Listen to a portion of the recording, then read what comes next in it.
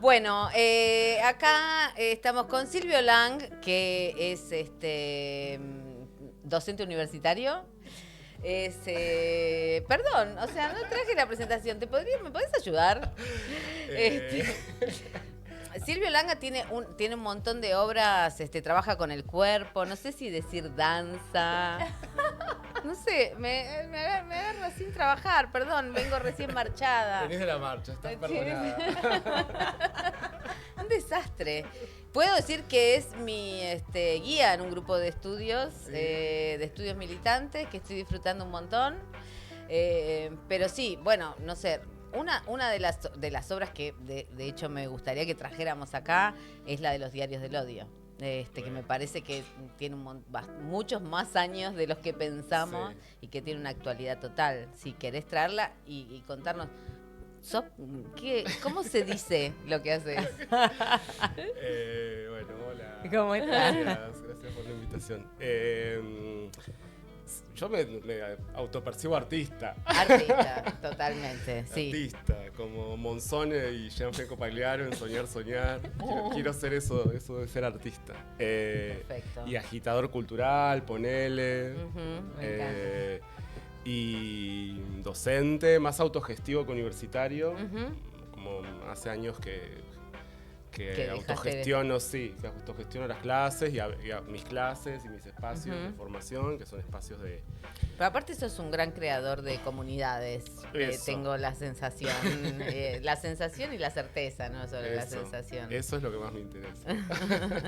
Pero son comunidades muy relacionadas con el trabajo corporal, con el cuerpo a cuerpo, con la investigación. Y con la... en relación al movimiento. Y con lo que yo llamo teoría performativa, que es como ir pensando a partir de las prácticas, sí en relación con lecturas y qué sé yo, pero como más en relación al hacer pasar por el cuerpo intensidades, o también la idea de prácticas culturales, que bueno, como también uno puede como desentrenarse y entrenar otra cosa, como desentrenar como algunas prácticas emocionales, afectivas, de respuesta a los conflictos, por ejemplo, ¿no? Como entonces pensar ahí la performatividad como la transformación de cómo la materia de lo viviente se puede transformar a fuerza de repetición. como un poco como hace la norma, ¿no? Que a fuerza de castigo, a fuerza de repetición del castigo, bueno, de pronto uno dice, ay, soy una desviada, soy lesbiana.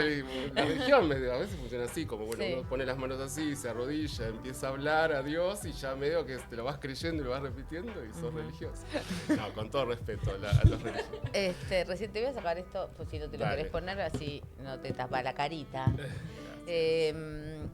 No, justamente estábamos hablando, hay una, en el tema de la autodefensa, que lo venimos trabajando, y que porque aparte realmente esto de contar los ataques bueno, justo no sé si es el modo de contar o quién lo cuenta, pero se han repetido ataques contra lesbianas en el último tiempo, muy cerca de la marcha del 1F en la que compartimos organización y trama de complicidad. Digamos, esos ataques se repitieron y entonces esto, ¿no? Parece que estuviéramos en peligro permanentemente. Y eso es una forma de entrenamiento en el miedo también, ¿no? Hay una autora feminista llamada Elsa Dorlim, que tiene un libro que se llama Defenderse, una historia de la violencia, una historia filosófica de la violencia. Y ella dice una frase muy linda que a mí me gusta, que dice, empezar por el músculo. Como hay una propiocepción o una relación que podemos tener o un autocontacto con cómo están nuestros tejidos, qué pasa cuando nos sentimos atacados o qué pasa cuando nos sentimos insultados o ofendidos, humillados, con qué tejidos contamos para reaccionar o para defendernos. Entonces también la violencia tiene que ver con interrogarse sobre cuáles son los límites de mi cuerpo, o sea, cuáles son los límites de mi capacidad de defensa también, ¿no? Y que muchas veces la defensa es no solamente defenderse a las piñas, aunque eso también podría ser, sino que también puede ser interrumpir o huir, digamos, ¿no? Como cierta perspicacia para la huida, ¿no? Como eso también pensar... Otra autora, Jota Mombasa, piensa la autodefensa maricona, le llama ella, es una artista brasileña, las villas, las bichas, que es una metáfora muy animal, ¿no? Como los bichos. Acá también se dice bichos o embichados. Sí, nos decimos, las personas HIV positivas. Sí. Bueno, esa idea de que la autodefensa también puede ser un autocuidado y que, digamos, y que a veces ese autocuidado tiene que ver con algo, hablabas en el bloque anterior de cierta fragilidad, de reconocer nuestras fragilidades y cómo de esas fragilidades también podemos rearmar un cuerpo, o podemos como hacernos un cuerpo para reaccionar, por ejemplo, ¿no? Pensemos en la marcha del 2F, ¿no? La marcha del 1F, antirracista, antifascista, digamos, LGTBIQ+, como también fue, más allá de que si tuvo efectos o no tuvo efectos, fue, vamos a salir vamos a defendernos. Sí, total. O la marcha universitaria, o la marcha de los jubilados. Yo creo que también es en esta guerra que nos han declarado, como decían antes, nos han declarado y no nos avisaron. No sé si se avisan las declaraciones de guerra. Tal vez hay espías que te... digamos, pero sí. Pero me parece que también... O sea, no nos pidieron acuerdo, o sea, no sabemos si nosotros respondimos, dijimos, bueno, dale, vamos a la guerra. Claro, es una guerra total, no es una guerra con protocolos al siglo XX, es una guerra del siglo XXI. Entonces me parece que la autodefensa tiene que ver con eso, a veces con huir y digamos, con interrumpir una situación, a veces con pegar un puñetazo, ¿no? Como no solamente para mí la autodefensa se trata de afilar nuestra capacidad de pegar, sino nuestra capacidad discursiva, no solo, digamos, afilar no solo el cuchillo, sino afilar nuestros discursos, afilar nuestras maneras, nuestros sistemas de apoyo, afilar nuestra capacidad de huida, afilar como, me parece que... Sí, también hay, no sé, yo he hecho algunos cursos de autodefensa donde, por ejemplo, el tema de la voz es como fundamental, digamos, como poder... o por lo menos entrenar la voz para poder gritar y no sé, yo he soñado, digo, ¿qué es lo que te pasa, no? Cuando no estás entrenado, cuando tu cuerpo siente la posibilidad de ser violentado y no tenés herramientas, muchas veces aparece en los sueños la idea de que vas a gritar y no podés, de que vas a pegar y no podés, ¿no? Como... Claro, porque nosotros hacíamos una obra que se llamaba Insurrección y que probábamos una práctica que era cuál es el grano de tu voz defensivo, ¿no? Como probar, bueno, cuál es ese momento, qué activás, qué músculos activás del sistema de la laringe, la faringe, la lengua, la boca, para esos momentos defensivos, esos momentos donde tenés que parar a alguien. Claro. Y algo ahí también de reconocer... ¿Cómo decir un no? Claro, o pegar un grito, ¿no? Claro, como, sí. Yo tengo unos agudos que es tremendo. Entonces, como hay algo ahí también de reconocer esa... digamos, la violencia, que con la violencia somos cuerpos violentados, digamos, nuestras historias, sobre todo las historias de las disidencias sexuales, son historias muy violentadas, trayectos vitales muy violentados, por el daño heterosexual como clase dominante sobre los cuerpos. Entonces también necesitamos como entender cuál es nuestra violencia y cómo muchas veces esa violencia se descarga a nuestros espacios, digamos, nuestros espacios de militancia, de contención, de placer. Entonces, cómo también reconocer que esa violencia nos ha sido expropiada. Porque es un tabú la violencia, digamos. Después del Pacto Democrático, en los 80, es muy difícil volver a hablar de violencia o de violencia política.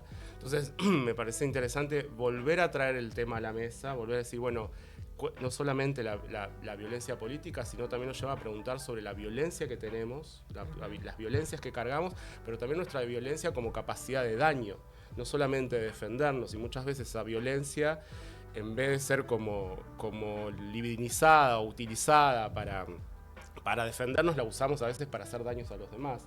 Entonces también hay algo de que la violencia ha sido secuestrada por el monopolio de la violencia estatal y que el Estado, no sé, y ahí el aparato policial, el aparato judicial, básicamente es un aparato de un fundamentalismo cisgénero, patriarcal, Entonces, lo que salva, lo que está salvando siempre la justicia, o fingimos una normalidad de que la justicia es neutral, lo que está salvando es el deseo de controlar y el deseo de castigar de los varones cis, digamos, ¿no?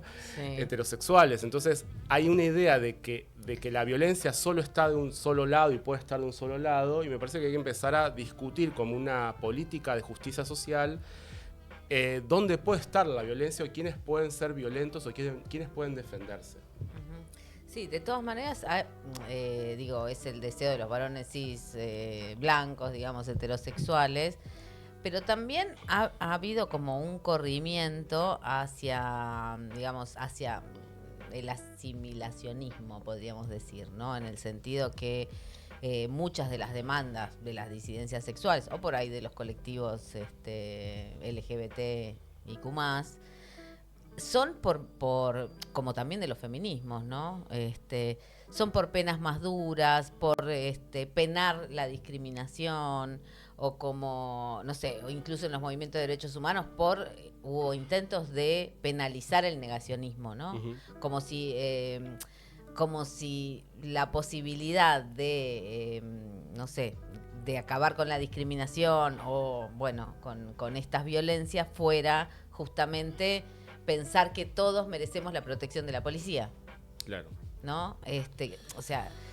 ¿Qué pasa con eso, digamos? Porque eso es la incomodidad que yo planteaba hace un rato de pensar, sí es necesario que se reconozca que el crimen, que la masacre de Barracas fue un lesbicidio. Ahora, ¿es la justicia penal la que nos va a reconocer, y claro, listo, punto? Sí, no.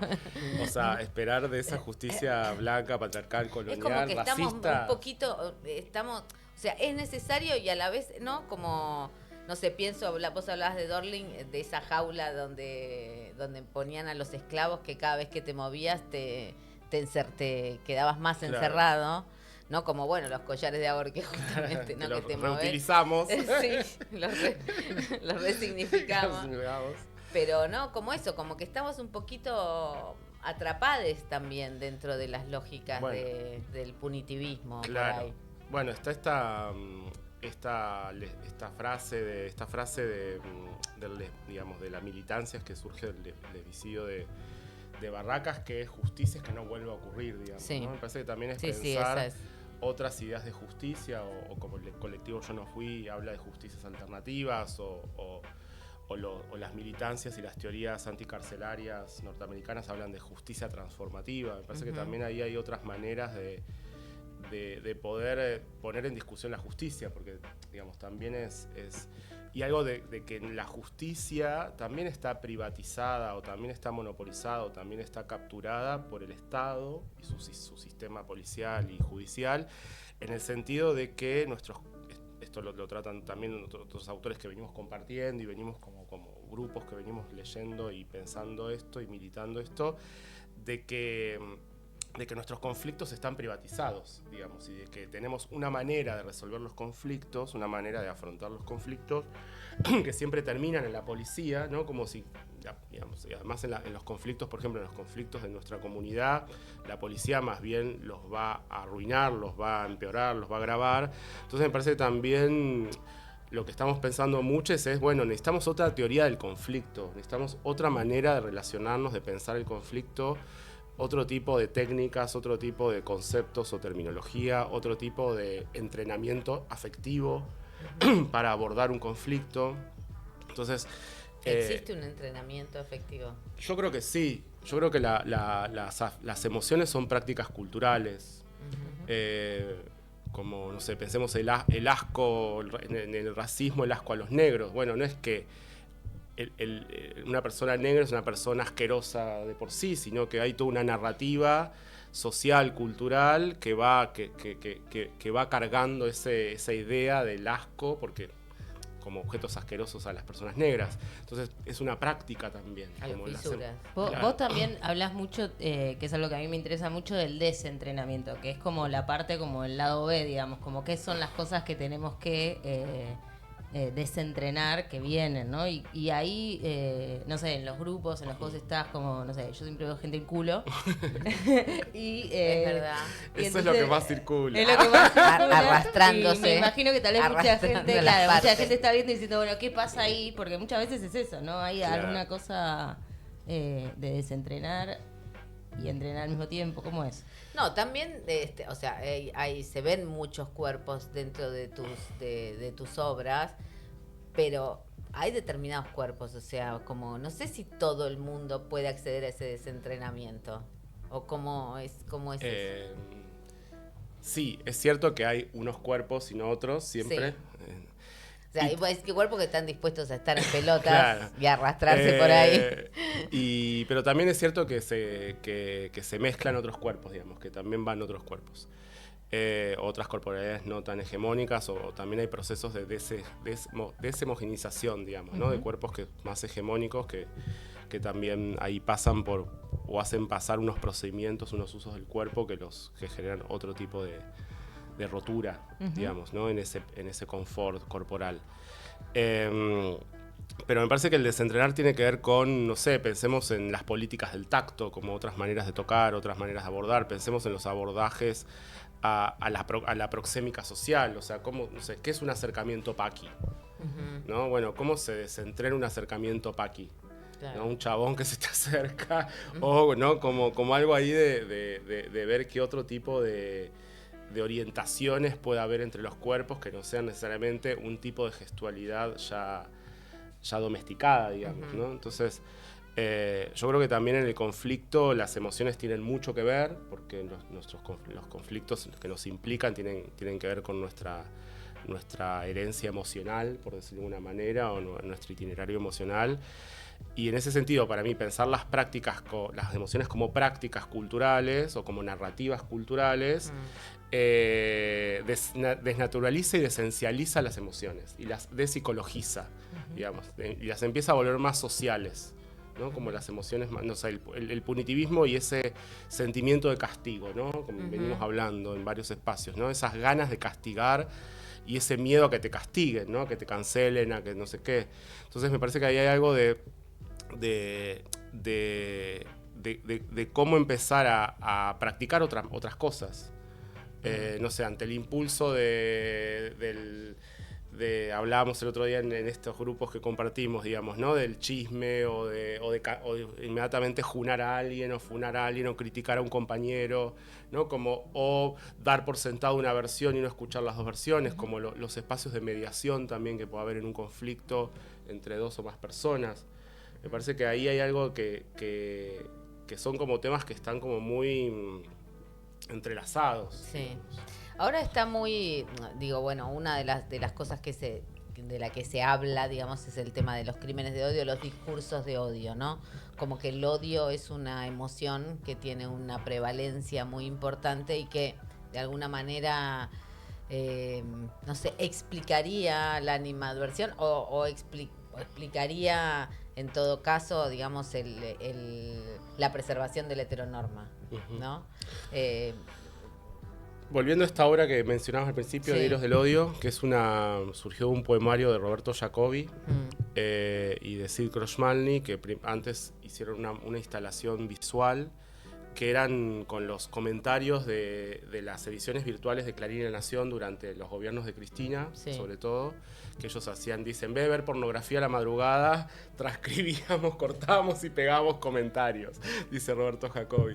Entonces, tenían un morbo ahí porque esto fue más o menos esa investigación que empiezan a hacer desde el 2017, ¿no? 2008, qué sé yo, perdón, 2007, 2008, 2009. Claro, cuando fue la 125. La 125, ¿no? Toda esa especie de antiperonismo que surge, o gorilismo, y que las páginas de Clarín y La Nación Online habilitan los comentarios, porque hasta ese momento no habilitaban, y también ahí son los criaderos de los que después conocemos como trolls, que cuando gana Macri se van a trabajar a Olivos, había como ejércitos de trolls en Olivos. Bueno, ellos ahí intuyen algo, ¿no? Intuyen una estructura de sentir, tienen una intuición de un sentimiento de época, Y nosotros lo que empezamos a leer con un grupo con el que estábamos trabajando en ese momento, que se llamaba Orgie, Organización Grupal de Investigaciones Escénicas, de que se estaba incubando una subjetividad de derecha. Entonces, ellos creo que publican este texto en el 2016, en el 2016, y nosotros lo agarramos en ese mismo año y lo empezamos a trabajar.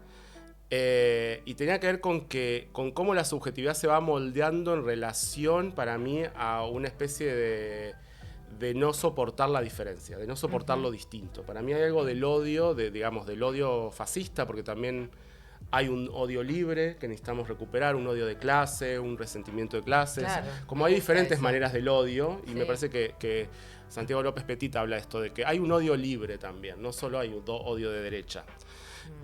Y este odio de derecha... Sí, porque aparte nos han impuesto esto que el amor vence al odio. Qué sé yo, no sé. No sé qué. Entonces, no sé si amó tanto, la verdad. Me parece que hay algo, y que me parece que ahí los movimientos del sexo tienen mucho, que esto es algo que elaboramos en una nota que hicimos hace poco con Nico Cuello, los movimientos del sexo tienen mucho para aportar ahí en sus trayectorias, que es que este odio es el odio a lo distinto, digamos, en un sujeto seguritista, en un sujeto del consumo de la deuda, como dice Paula Vistarini, o sea, ya no es un sujeto del consumo, sino de un sujeto del deudor, como los están fabricando como sujetos deudores. Paula Sibilia lo dice, ¿no? Paula, sí, Vistañeno es la que hizo la investigación, lo puse ahí. Que habla de esto, de que pasamos del sujeto consumista, sujeto deudor. Digo, se va formando esa y que eso lleva, digamos, que tiene otras genealogías, pero se empieza a formar un poco ahí, digamos, y esa subjetividad de derecha, digamos, que es tener una vida de derecha, ¿no? También. Y tener una vida de derecha es no tener... estoy citando a mucha gente, pero lo dice otra persona, es como no poder imaginar la revolución. Tener una vida derecha Ay, no sé si estoy de acuerdo, es no poder imaginar otros territorios existenciales. Que la vida de derecha es ese único camino y que la vida de derecha tiene que ver con que cualquier desvío, cualquier distinción, cualquier cosa anómala pasa a ser un signo de inseguridad o un signo de amenaza, ¿no? Entonces, hay algo ahí de qué es esa identidad amenazada, digamos, y que también muchas veces es una identidad supremacista. Pensemos en los Mileis y todo el equipo de los machirulos que soportan ¿no? como a ese discurso, que son varones supremacistas. Sí. Son varones que construyen una supremacía, no sé, pensaba, se me viene la imagen del gordo Dan vestido de policía, decir, Javo, mételos en cana. Digo, que es una supremacía claramente de las armas, digo, ¿no? Como que no tienen tantos elementos para sostener una supremacía más que la represión de lo distinto, es verdad. Claro, y algo del ideal de virilidad. Que en el programa anterior ustedes traían algo de esto, digamos, gobernar es penetrar. Sí, total. ¿No? Como bueno, hay algo ahí de sostener ese ideal de virilidad que también implica cierta supremacía sobre todas las otras. Y que tiene que ser ejercida con la violencia. No hay otra, porque por eso también nos sustraen a nosotros de la posibilidad de pensar dónde ubico mi propia violencia, ¿no? Claro. No sé, digo.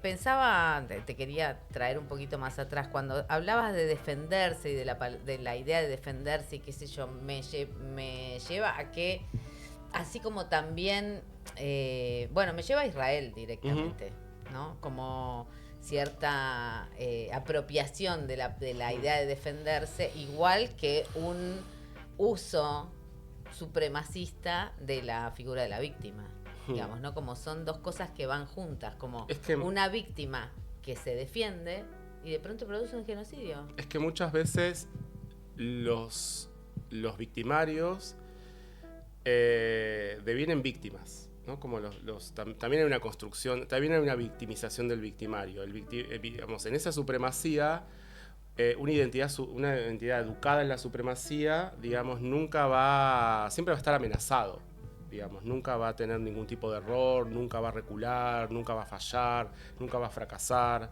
Digamos, siempre el enemigo está en el campo del otro, ¿no? Como el peligro está en el campo del otro.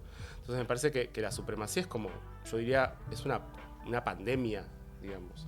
Porque en el caso de Israel también es, digamos, como bueno, no sé si estas cosas se pueden decir. Sí.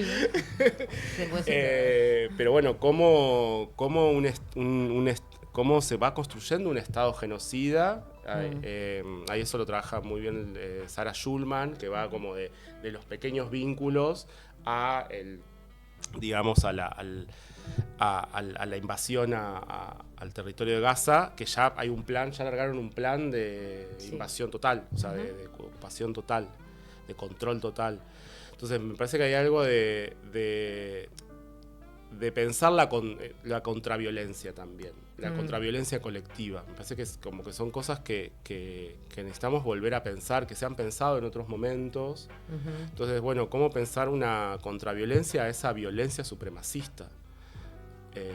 Y me parece que muchas veces en esa supremacía nunca está, o en la construcción de la víctima, o cómo a veces nos resulta más fácil victimizarnos.